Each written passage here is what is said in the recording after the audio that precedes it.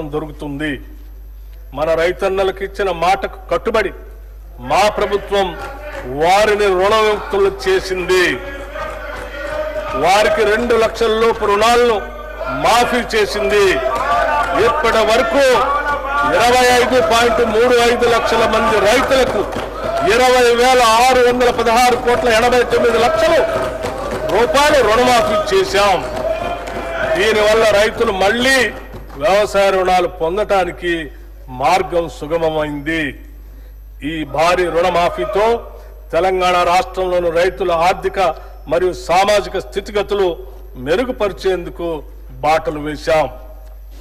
రాష్ట్రంలోని రైతులు ఎరువులు, విత్తనాలు, వ్యవసాయ పనిముట్లు కొనుగోలు చేసేందుకు పెట్టుబడి సాయంగా మా ప్రభుత్వం 2025 జనవరి 26వ తేదీన తెలంగాణ రైతు భరోసా పథకాన్ని ప్రారంభించింది.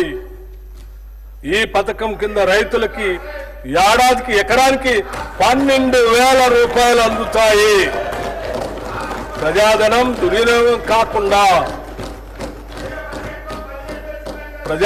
దుర్వినియోగం కాకుండా అవకతవకలకు అడ్డుకట్ట వేసి సాగుకు యోగ్యమైన భూములన్నింటికీ రైతు భరోసా అందిస్తున్నాం.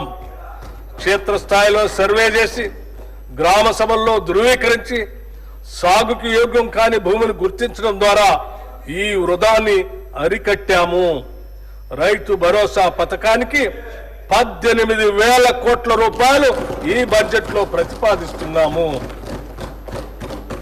భూమి లేని వ్యవసాయ కూలీలు ఉపాధి దొరకని రోజుల్లో పస్తులుండే దీనస్థితి నుండి వారిని కాపాడేందుకు ఇందిరమ్మ ఆత్మీయ భరోసా పథకాన్ని అమలు పరుస్తామని ఎన్నికల్లో చేసిన వాగ్దానానికి అనుగుణంగా సంవత్సరానికి ప్రతి వ్యవసాయ కూలీ కుటుంబానికి 12,000 రూపాయలు చెల్లించే బృహత్తర పథకాన్ని అమలు చేస్తున్నాం.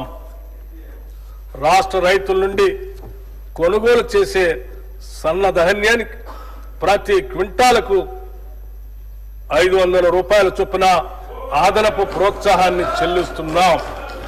దీనివల్ల రాష్ట్రంలో సన్న రకాల వరి సాగు గణనీయంగా పెరిగింది. గత ఖరీఫ్తో పోల్చినప్పుడు సన్న వడ్ల సాగు 25 లక్షల ఎకరాల నుండి 40 లక్షల ఎకరాలకు పెరిగింది. మా ప్రభుత్వం ఇస్తున్న బోనస్ మరియు ప్రతి చివర వడ్ల గింజ కూడా కొంటామని మేము చేసిన వాగ్దానమే దీనికి ప్రత్యక్ష కారణం. ఫలితంగా రైతులకు చక్కని గిట్టుబాటు ధర లభిస్తున్నది. ఖరీఫ్ సీజన్లో సన్న వడ్లు పండించిన రైతులకి 1,206 కోట్ల 44 లక్షల కోట్ల రూపాయల బోనస్ చెల్లించడం జరిగింది.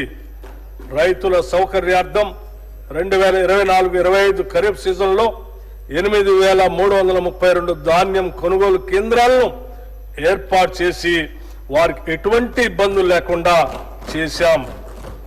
అకాల వర్షాల వల్ల ధాన్యం పాడవకుండా పండిన ధాన్యాన్ని రైతులు కొనుగోలు కేంద్రాలకు తీసుకువచ్చే సమయంలో ఎటువంటి నష్టం జరగకుండా గంటకు వాతావరణ సూచనలు అటు రైతులకు ఇటు కొనుగోలు కేంద్రాలకు తెలియజేస్తున్నాం. అధునాతన డ్రైయర్లు,